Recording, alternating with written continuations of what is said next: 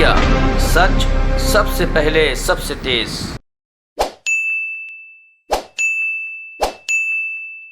महानवमी की बहुत बहुत शुभकामनाएं।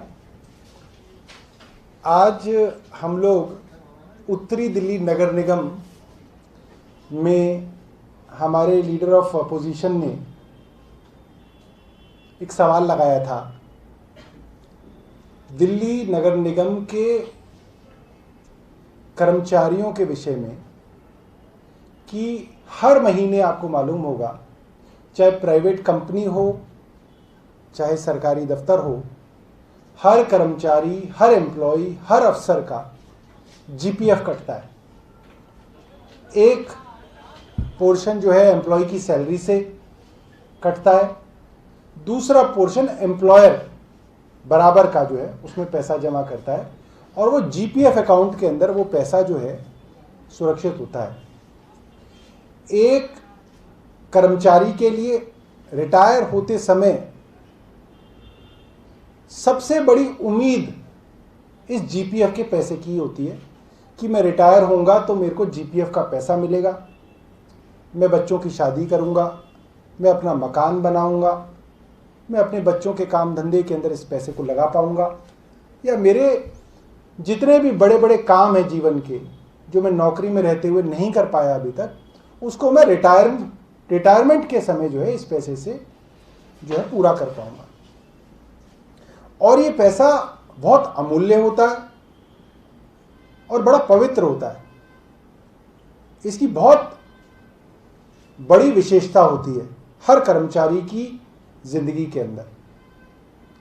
तो सवाल बड़ा साधारण था कि नॉर्थ दिल्ली म्युनिसिपल कॉरपोरेशन के पास लगभग कितना पैसा होना चाहिए जीपीएफ के लिए। तो हमें जानकारी मिली 1232.45 करोड़ रुपया होना चाहिए कर्मचारियों के लिए।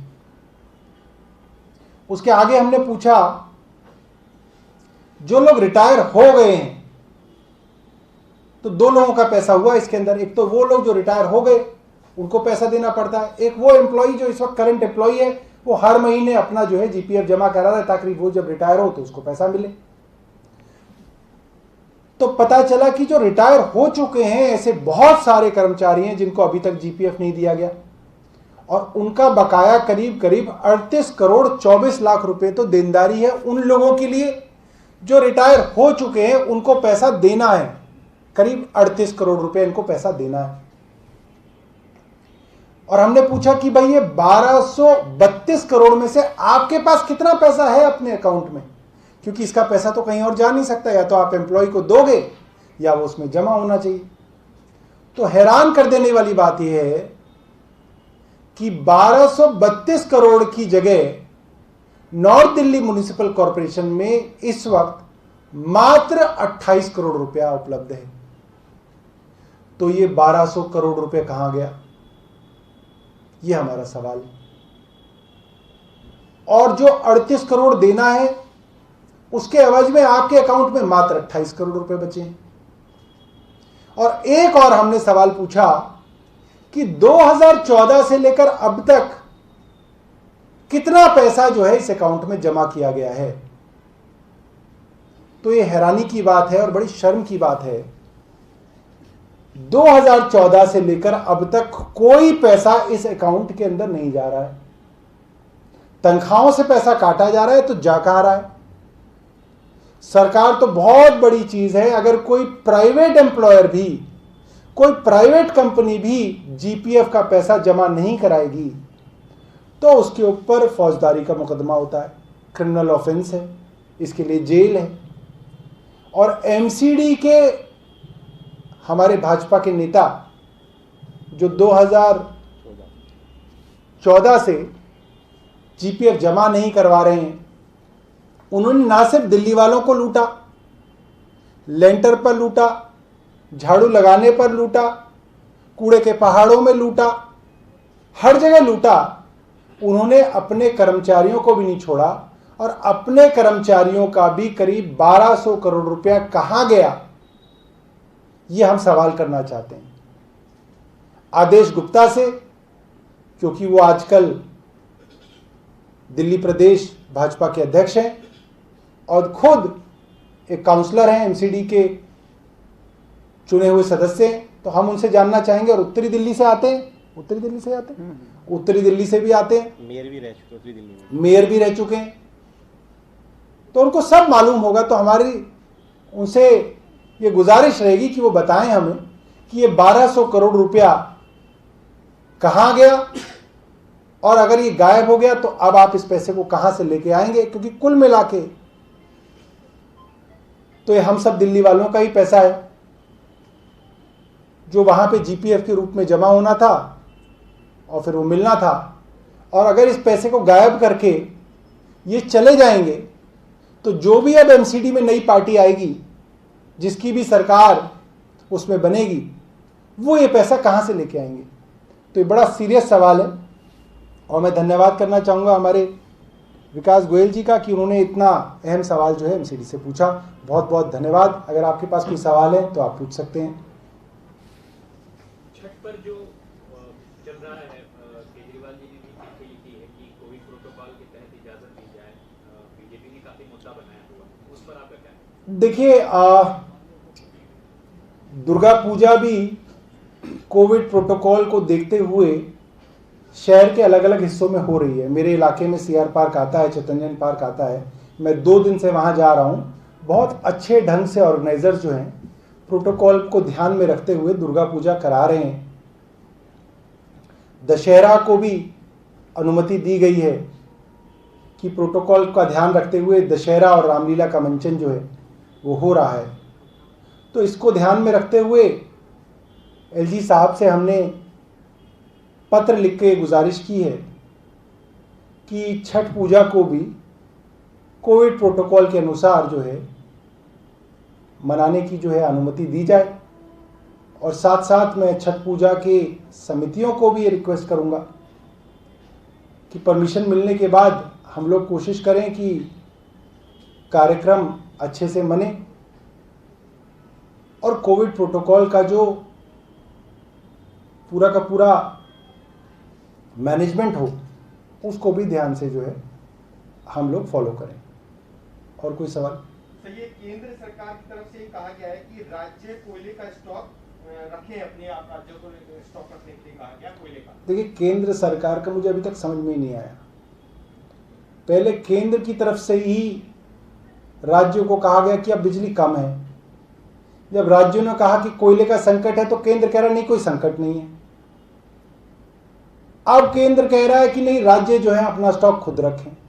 ये बिल्कुल वही ऑक्सीजन वाली बात है। पहले आपने कोरोना में ऑक्सीजन के ऊपर आपने अपनी दादागिरी दिखा के कहा कि ऑक्सीजन हम संभालेंगे।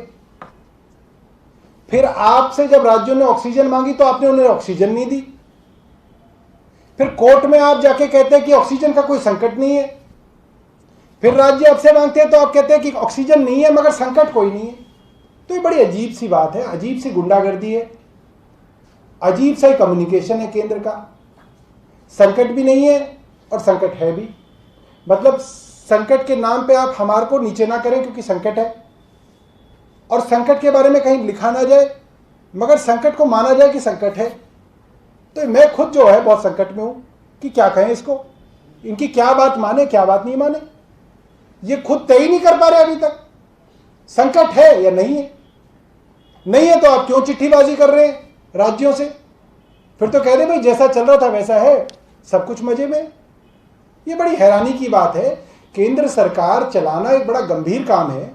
जिस तरीके से इसको हैंडल किया जा रहा है बड़ा दुर्भाग्यपूर्ण है।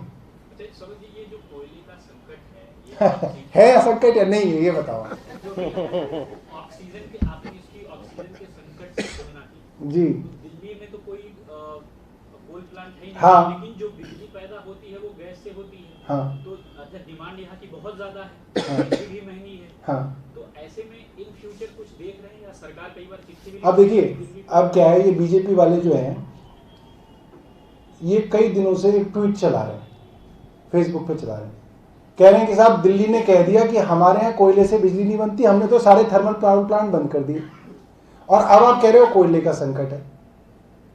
उन्हें ये समझ में ही नहीं आ रहा कि कोर्ट्स के ऑर्डर्स थे कि दिल्ली एनसीआर रीजन के अंदर जहां तक हो सके या तो थर्मल पावर प्लांट बंद कर दिए जाएं या उनको नई टेक्नोलॉजी के ऊपर शिफ्ट कर दिया जाए।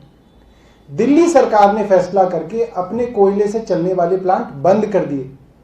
हरियाणा ने नहीं किए, राजस्थान ने नहीं किए, उत्तर प्रदेश ने नहीं किए, और पुरानी टेक्नोलॉजी पे चला के प्रदूषण भी फैला रहे हैं।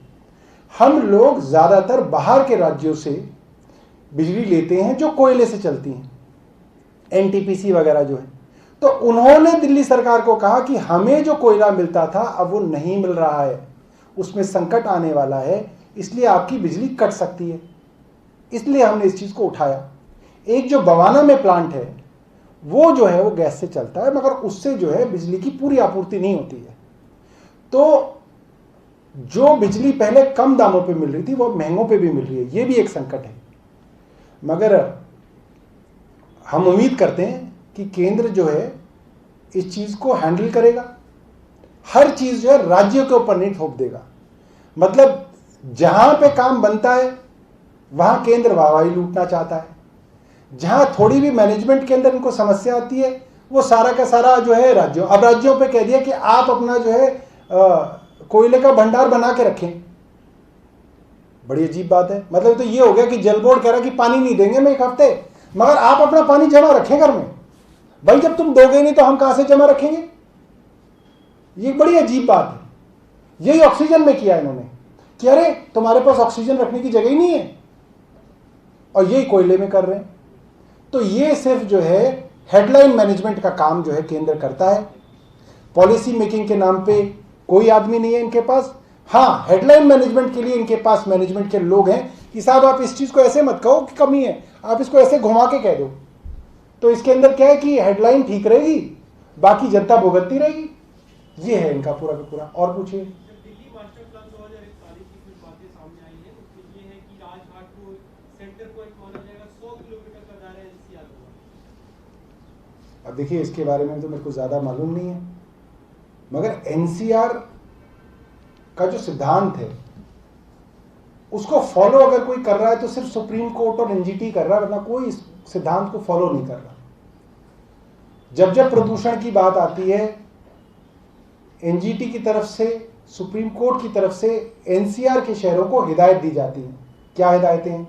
जैसे कि भाई डीजल के जनरेटर जो है ना चलें, 24/7 यहाँ पे बिजली रहे, थर्मल पावर प्लांट यहाँ पे इस्तेमाल ना हो, सीएनजी की बसें यहाँ पे चलें ताकि जो है पेट्रोल डीजल की चीज़ें ना चलें।